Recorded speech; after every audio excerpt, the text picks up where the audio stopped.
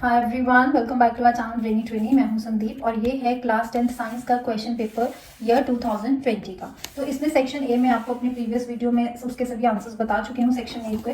तो आज इस वीडियो में हम सेक्शन बी के क्वेश्चंस के सभी आंसर्स करेंगे।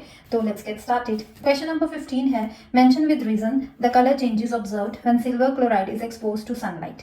अब silver chloride is exposed to sunlight, तो इस पर कौन सा कलर चेंज होगा? व्हाइट कलर से ये कलर हो जाएगा ग्रे में, और रीजन क्या आएगा? Silver chloride decomposes to produce silver and chlorine।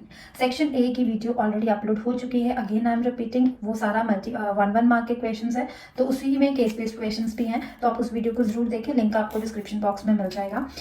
Next है क्वेश्चन नंबर 2, पार्ट नंबर 2 इसका, copper powder strongly heated in the presence of oxygen. तो इसका कलर ब्राउन से ब्लैक हो जाएगा। रीजन आएगा copper oxide is produced on heating. Next third part, a piece of zinc is dropped in copper sulphate solution. ठीक है, blue to colourless. इसका reason क्या होगा? Zinc sulphate is formed. देखो 3 पार्ट्स में ये क्वेश्चन है, 3 मार्क्स का, मतलब कि हर पार्ट का 1 नंबर इसका होगा। आगे चलते हैं सेक्शन बी के नेक्स्ट क्वेश्चन पे। बैलेंसिंग करनी है, पहले का इक्वेशन को कंप्लीट करना है, केमिकल इक्वेशन को, उसके बाद उसकी बैलेंसिंग करनी है। तो आप इसका स्क्रीनशॉट ले सकते हैं, मैंने इसकी बैलेंसिंग भी की है और साथ में इक्वेशंस को भी कंप्लीट किया हुआ है। नेक्स्ट इसी पे चॉइस है, during electrolysis of Bryan a gas capital G is liberated at anode when this gas G is pass through slate lime a compound C is formed. अब वो कौन सा है C कंपाउंड, वो बताना है। G का फॉर्मूला क्या है वो बताना है फर्स्ट पार्ट में। तो G किसको कर लिया गया है? क्लोरीन को, Cl2 को, और कंपाउंड C है CaOCl2। कंपाउंड C का फॉर्मूला क्या है? CaOCl2। ये किसका फॉर्मूला है? ब्लीचिंग पाउडर का, मतलब इसका कॉमन नेम क्या है? Bleaching powder. तो केमिकल इक्वेशन जो इन्वॉल्व की गई है इसमें वो लिखनी है। अब आपको ब्लीचिंग पाउडर की जो केमिकल इक्वेशन है वो सारी लिखनी है।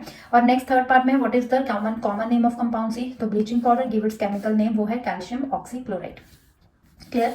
क्वेश्चन नंबर 17 पैराग्राफ नंबर 5 से है, जो आपके सिलेबस से इस साल नहीं है, तो आप इसको मत करें। अगर कोई और स्टेट बोर्ड का बच्चा देख रहा है सीबीएसई के अलावा, अगर आपके सिलेबस में चैप्टर नंबर 5 है तो ये क्वेश्चन करेंगे, आप इसका आंसर का स्क्रीनशॉट ले सकते हैं। चलते हैं क्वेश्चन नंबर नेक्स्ट 18 पे।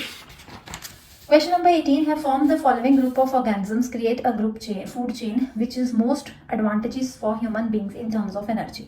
तो ये सारे आपको लिखे हैं, hawk, rat, cereal plant, god, snake, human being. तो सबसे पहले क्वेश्चन जो पूछा गया है, फ्रॉम दिस, ये सभी ग्रुप ऑफ ऑर्गेनिजम्स में मोस्ट एडवांटेजेस ह्यूमन बींग के लिए क्या है? तो वो क्या है? Serial plant.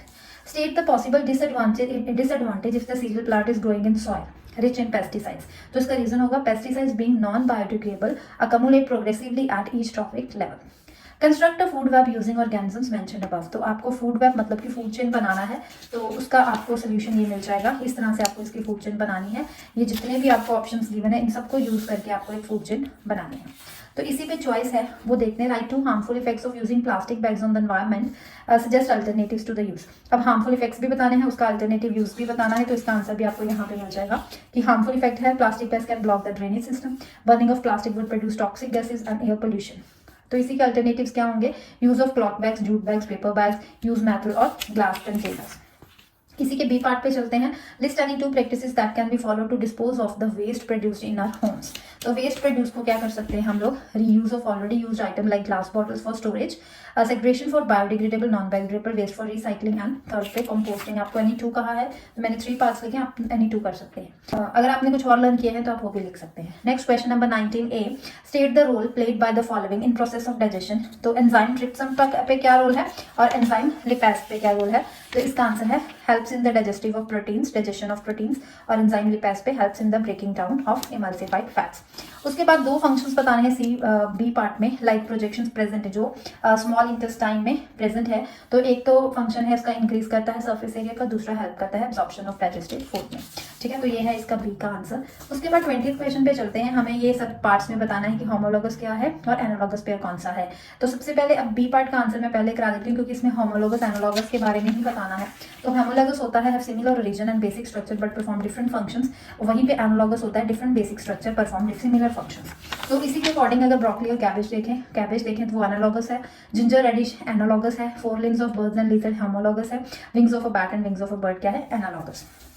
तो अभी आपका नेक्स्ट 10th का बोर्ड का एग्जाम है, इसलिए मैं आपको ये प्रीवियस ईयर का क्वेश्चन पेपर सॉल्व करा रही हूँ, क्योंकि एनसीईआरटी सारी करने के बाद आप प्रीवियस ईयर के क्वेश्चन पेपर्स को जरूर सॉल्व करें, आपकी बोर्ड एग्जाम में बहुत ज़्यादा हेल्प करेंगे। इसके अलावा अगर आप चाहते हैं कि इंपॉर्टेंट क्वेश्चंस आपको एनसीईआरटी बुक पे मिल जाए, तो उसकी मैंने वीडियो ऑलरेडी बना रखी है, उसका लिंक आपको डिस्क्रिप्शन बॉक्स में मिल जाएगा। उसमें मैंने फिजिक्स की अलग से, केमिस्ट्री की अलग से, बायो की अलग से, पूरे एनसीईआरटी बुक में क्या क्या इंपॉर्टेंट है सब कुछ बताया हुआ है। 21 क्वेश्चन है, a green stemmed rose plant denoted by GG and a brown stem rose plant denoted by small GG are allowed to undergo a cross with each other. आपको ऑब्जर्वेशन ये सबसे पहले कलर बताना है F1 प्रोजेनी का, तो वो होगा green.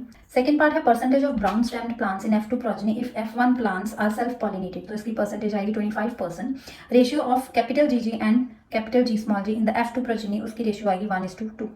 Based on the findings of this cross what conclusion can be drawn. अब व्हाट कंक्लूजन में आप डोमिनेट ट्रेट और रिसेसिव ट्रेट्स का बताएंगे कि the traits which are expressed in F1 progeny are called the dominant traits, and whereas the traits which are unable to express themselves in F1 progeny but reappear in F2 progeny are called the recessive traits। तो आप साथ में हर answer का screenshot ले सकते हैं ताकि आप बाद में अगर इसको लर्न करना चाहते हैं या अच्छे से समझना चाहते हैं तो आपको बार बार वीडियो नहीं देखनी पड़ेगी। नेक्स्ट क्वेश्चन नंबर 22 है, ये डायग्राम है, ठीक है। अब यहाँ से इसको देख के पता चलता है कि ये कन्वेक्स लेंस है, तो अगर ये कॉन्वेक्स लेंस है तो टाइप ऑफ लेंस पूछा है। अब कन्वेक्स लेंस कन्वर्जिंग होता है तो इसका आंसर कन्वर्जिंग हो जाएगा। 2 ऑप्टिकल इंस्ट्रूमेंट्स बताने हैं जो कॉन्वेक्स लेंस में यूज किए जाते हैं, वो कौन से हो सकते हैं? मैग्नीफाइंग ग्लास लिख सकते हो, माइक्रोस्कोप, आई ग्लासेस, कैमरास, कोई भी 2 लिख दो। 3 कैरेक्टरिस्टिक्स आपको इमेज के बताने हैं। अगर लेंस जो रिप्लेस कर दिया जाए, ये है हमारे पास कॉन्वेक्स लेंस, अगर इसको रिप्लेस कर दें किसमें? कनकेव मिरर में, फोकल लेंथ जो है वो f आएगी और ऑब्जेक्ट जो प्ले किया जाएगा वो f/2 in front of the mirror रखेंगे। तो इस पे आपको सबसे पहले एक रे डायग्राम ड्रॉ करनी पड़ेगी इसके अकॉर्डिंग, तो उसके बाद फिर आप देखेंगे कि उसके कैरेक्टरिस्टिक्स क्या निकलते हैं, मतलब वर्चुअल, इरेक्ट और मैग्नीफाइड, राइट। रे डायग्राम आपको शो नहीं करनी, आपको अगर समझ में नहीं आएगा तो आप रफ में बना के उसका आंसर निकाल सकते हैं। Give reasons for the following. First, there is either a convergence or a divergence of magnetic field lines near the ends of the current carrying straight solenoid.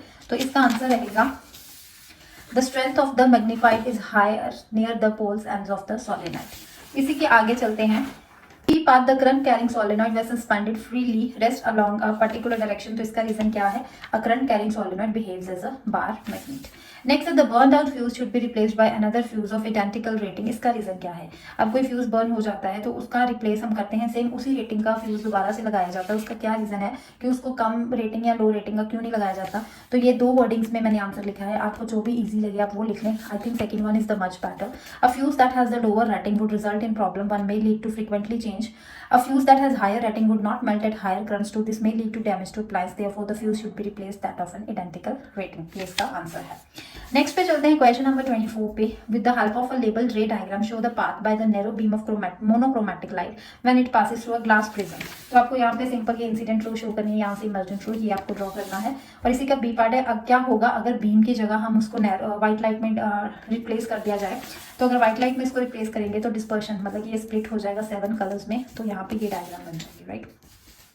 इसी पे चॉइस है, a person is suffering from both myopia and hypermetropia. अब जिसको myopia की भी problem है, hypermetropia की मतलब कि दूर की नज़र पास की नज़र दोनों कमजोर है, तो किस तरह के लेंसेज उसके लगेंगे? वो होंगे बाइफोकल लेंस। अब वो लेंसेज किस तरह से प्रिपेयर किए जाते हैं कि अपर पार्ट उसका लेंस का कनकेव होता है, लोअर पार्ट क्या होता है? कॉन्वेक्स। बी पार्ट है, person needs a lens of part plus 3D for correcting his near vision and minus 3D for distant vision. हमें दोनों की फोकल लेंस निकालनी है, तो ये मैंने यहीं पे सॉल्व किया है, क्योंकि अगर पार्ट प्लस 3D है तो F1/P, तो प्लस लेके उसको सॉल्व करेंगे, आंसर प्लस में आएगा। माइनस 3D है तो ये माइनस में आएगा इसका आंसर, राइट। उसके बाद चलते हैं क्वेश्चन नंबर 25 पे। तो क्वेश्चन नंबर 25 से सेक्शन सी स्टार्ट हो रहा है। यहाँ पे आपको क्या करना है, इक्वेशंस को बैलेंस करके लिखना है। पहले आपको एक इक्वेशन बनानी है, उसके बाद उसको बैलेंस करना है, ठीक है। तो क्या होगा, what happens when mercuric oxide is heated. अगर मर्क्यूरिक ऑक्साइड को हीट किया जाए तो क्या होगा, मर्क्यूरी और ऑक्सीजन अलग अलग हो जाएंगे हीट करने के बाद। तो ये इस तरह से इसकी रिएक्शन, ये सारे पार्ट्स आप यहाँ से कर सकते हैं। स्क्रीनशॉट ले लें, जल्दी से ले लें स्क्रीनशॉट इसका।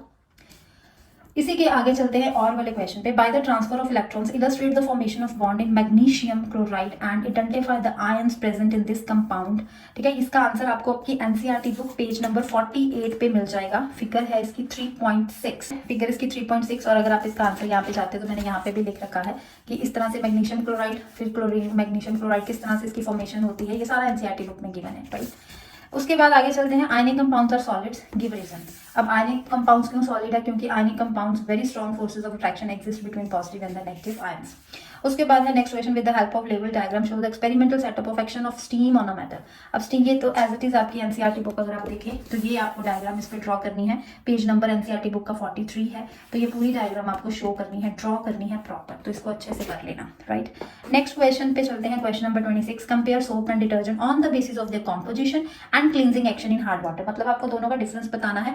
पॉइंट्स लिखने, एक कॉम्पोजिशन पे पॉइंट लिखना है, एक cleansing action in hard water पे पॉइंट लिखना है। तो कॉम्पोजिशन पे होगा सोडियम और potassium salts of long chain carboxylic acid soaps का, और डिटर्जेंट्स पे आ जाएगा sodium salts of sulphonic acid और अमोनियम सॉल्ट्स विद क्लोराइड्स और ब्रोमाइड्स आयन।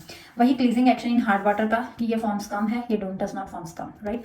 तो इस तरह से आपने इसका डिफरेंस लिखना है। What happens when ethanol is treated with sodium metal, state the behaviour of ethanol in this reaction. तो क्या होगा, कौन सा बिहेवियर आएगा, देखो हाइड्रोजन गैस, एक तो हाइड्रोजन गैस इवॉल्व होगी, दूसरा behave like an acid, right. अब आगे आपको साइक्लोहेक्सेन की फिगर ड्रॉ करनी है, स्ट्रक्चर ड्रॉ। साइक्लोहेक्सेन का आपको स्ट्रक्चर ड्रॉ करना है जो एनसीईआरटी बुक पेज नंबर 65 पे एज इट इज गिवन है इस तरह से। तो ये आप वहां से भी देख सकते हैं। नेम द फॉलोइंग कंपाउंड, अब इसका नाम देना है। अब यहाँ पे देखो डबल ओ लगता है, तो जब इस तरह से हो तो अल पीछे लगता है, तो C2 है तो इथेनॉल इसका नेम आ जाएगा। Write the correct sequence of steps followed during the journey of oxygen-rich blood from lungs to various organs of the human body. NCERT book में पेज 106 पे इसका आंसर आपको मिलेगा। तो वैसे मैंने यहाँ पे भी लिखा हुआ है, आप इसको इस तरह से पॉइंट्स में भी लिख सकते हैं, इस तरह से आप इसको भी लिख सकते हैं कि पहला स्टेप होता है पल्मरी वेन, फिर जाता है लेफ्ट एट्रियम में, कॉन्ट्रैक्शन ऑफ लेफ्ट एट्रियम पे लेफ्ट, ये सारा इस तरह से आप ये सारे स्टेप्स भी लिख सकते हैं, या लाइन पॉइंट्स में भी लिख सकते हैं, दोनों में से एक आंसर आप लिख सकते हैं, दोनों राइट है। उसके बाद चलते हैं next, what happens when the system of blood vessels develop a leak, क्या होता है। तो leakage results in loss of blood pressure which would reduce the efficiency of the pumping system. चलते हैं क्वेश्चन नंबर 28 पे, draw the diagram showing germination of pollen on stigma of a flower and mark on it, ये और ये आपको labelling करनी है। Page number 135 में फिगर है इसकी 8.8, तो आपकी एनसीईआरटी बुक में ये पेज नंबर 135 पे फिगर 8.8 है, ये आपको ड्रॉ करनी है और ये लेबलिंग देनी है पोलन ग्रेन्स की, स्टिग्मा की, पोलन ट्यूब की, और उसके बाद ये फीमेल जर्म सेल की, क्योंकि यही पूछा गया। बाकी भी दे दोगे तो कोई प्रॉब्लम नहीं है, लेकिन ये जो 4 पूछे गए हैं इसके नंबर आपको मिलने हैं, तो ये तो आपको देनी ही देनी है। तो ये 4 पार्ट्स की लेबलिंग आपको आपकी मस्ट है। ने state the significance of pollen tube, इसका आंसर भी आपको उसी पेज पे मिलेगा। Name the parts of flower that develop after fertilization into seed और फ्रूट, इसका आंसर भी आपको वहीं पे मिलेगा। आंसर चाहते तो मैंने यहाँ पे भी लिखा है, पढ़ सकते हैं। सिग्निफिकेंस ऑफ पोलन ट्यूब कि pollen tube carries the male germ cell to reach the ovary and fuse with the female germ cell. Seed का होगा व्यूल और फ्रूट का क्या आएगा, ओवरी। तो ये 28 क्वेश्चन भी खत्म है। तो आगे चलते हैं क्वेश्चन नंबर 29 पे। तो पहले क्वेश्चन नंबर 28 का ये चॉइस वाला पार्ट भी है, उसको देख लेते हैं। चॉइस ऑफ पार्ट में क्या है, use of condom is beneficial for both the sexes involved in a sexual act, justify the statement. तो इसमें क्या है, अवॉइड अनवांटेड प्रेगनेंसीज, ठीक है। Use of condom prevents the transmission of infection from one person to another. उसके बाद how do oral contraceptive help in avoiding pregnancies, तो इसका आंसर होगा oral contraceptives change the hormonal balance if the body so that the eggs are not released. What is sex selective abortion? How does it affect a healthy society? तो एक consequence बताना है, तो क्या होगा, it is a procedure that is done for female foeticide and it adversely affects the male female sex ratio. एक ही consequence उसका पूछा गया है। क्वेश्चन नंबर 29 है, for the combination of resistance shown in the following this, ये देख लो, आपको इक्विवेलेंट रेजिस्टेंस बताना है बिटवीन M एंड N। अब इक्विवेलेंट रेजिस्टेंस इसमें R1 है, ये R2 है, यहाँ पे R3, यहाँ पे R4। अब ये R3 R4 पैरेलल में है, तो पहले इसकी वैल्यू निकाल दें। 1/RP इक्वल्स टू RP मतलब parallel, 1/R3 plus 1/R4 LCM लेंगे तो RP की वैल्यू ये आ जाएगी रेसिप्रोकल करके। उसके बाद टोटल हम रेजिस्टेंस इक्विवेलेंट का अगर निकालेंगे तो उसको इस तरह से लिख देंगे। आर इक्विवेलेंट देखें आप, R1 प्लस R2 प्लस इसका पूरा क्या बन गया RP, ठीक है। तो उसको वैल्यूज को पुट किया, ये हमारा आंसर आ गया। State joules law of heating, ये है क्वेश्चन। तो ये उसकी डेफिनेशन है इस तरह से कि ये directly proportional to the square of the current, directly proportional to the resistance for the given current, directly proportional to the time for which current flows through resistor, H equals to I square RT। तो ये इसका answer होगा। Next है C5 we need a 5A fuse for an electric iron which consumes 1 kilowatt power at 220 volt. अब 1 kilo, अब देखो power का formula होता है V इंटू आई, तो यहाँ से अगर हम करंट निकाले तो P होगा V। अब पावर हमें 100 वाट गिवन है, क्योंकि लिखा है 1 किलोवाट, तो किलो में 1000 होते हैं, तो 1000 वाट ओवर 220 वोल्ट आ गया। 0 से 0 कैंसिल करने की तो 4.54। अब 4.5 से ज़्यादा एम्पियर है, तो ऑब्वियस सी बात है कि हमें जो फ्यूज लगाना है वो 5 एम्पियर का लगाना है, ठीक है। उसके बाद है why it is impractical to connect an electric bulb and electric heater in series. तो electric bulb and electric heater will not get currents and voltages as per their requirement, इसका आंसर आएगा। नेक्स्ट पे चलते हैं, security mirror used in a big showroom. अब security mirror लगा है big showroom में। अब बिग शोरूम में मिरर लगा है कौन सा, सिक्योरिटी के लिए। आप देखो अपने यूजेस पढ़े हैं कनकेव मिरर के, कन्वेक्स मिरर से, वहां से क्लियर हो जाता है कि कौन सा मिरर है, इट इज कॉन्वेक्स मिरर। अब ये कॉन्वेक्स मिरर का रेडियस ऑफ कर्वेचर गिवन है। अगर एक कस्टमर है जो 20 मीटर डिस्टेंस पे खड़ा है कैश काउंटर के, हमें उसकी पोजीशन, उसका नेचर, उसका साइज सब कुछ बताना है। तो सबसे पहले हमने कॉन्वेक्स मिरर बता दिया। अब ये रेडियस गिवन है, फोकल लेंथ गिवन है, ऑब्जेक्ट डिस्टेंस हमें -20 गिवन है। मिरर फॉर्मूला यूज करेंगे, क्योंकि कॉन्वेक्स मिरर है तो मिरर फॉर्मूला यूज़ होगा, वैल्यूज़ को पुट करके हम v निकालेंगे। जब हमारी v की वैल्यू ये निकल आएगी, उसके बाद नेचर क्या आ गया हमारे पास, पॉजिटिव या वर्चुअल एंड डायरेक्ट, साइज क्या आ गया, डिमिनिश्ड इमेज, राइट। उसके बाद इसी के चॉइस वाले पार्ट पे चलते हैं। नहीं, अभी ये बी पार्ट है। Neha visited a dentist in his clinic, she observe that the dentist was holding an instrument fitted with the mirror. अब वो कौन सा मिरर है, ठीक है, तो ऑब्वियस है वो कौन सा मिरर होगा, कनकेव मिरर। तो रीजन क्या है कि नेचर, उसका रीजन क्या है इंस्ट्रूमेंट यूज करने का, कि to obtain erect and large image of the teeth. इसी पे चॉइस पे चलते हैं। ऋषि नेक्स्ट पे चलते हैं। Rishi went to the palmist to show his palm, the palmist use special lens. अब स्पेशल लेंस ताकि मैग्नीफाइंग ग्लास करेंगे वो यूज है ना, तो कॉन्वेक्स लेंस हो गया to get the magnified image of the lines on the palm, ठीक है। अब इस पे क्या है, पहले आ गया ये पार्ट आंसर। फिर where should the palmist place या hold the lens so as to real and magnified image of an object, तो कहाँ लिखेंगे, between F and F two F of the lens, यहाँ लिखेंगे at F of the lens. Next है if the focal length lens की ये है, ये आ गया आपके पास लेंस फॉर्मूला यूज करके पोजीशन और साइज बतानी है, ये लेंस फॉर्मूला यूज करेंगे, वैल्यूज को पुट करेंगे तो पोजीशन आ जाएगी, size of the image is 2 times the size of the object, right. तो इस तरह से आपको ये सारा न्यूमेरिकल करना है। तो यहाँ पे ये 30 क्वेश्चंस हैं जो 2020 ईयर में जितने भी क्वेश्चन, ये सारा का सारा 2020 ईयर का क्वेश्चन पेपर मैं आपको सॉल्व करा चुकी हूँ। तो आई होप आपका ये हेल्प करेगा आपके बोर्ड एग्जाम के लिए। वीडियो अच्छी लगी तो वीडियो को लाइक कीजिए, चैनल को सब्सक्राइब कीजिए। मिलते हैं नेक्स्ट वीडियो में, तब तक के लिए bye bye and take care.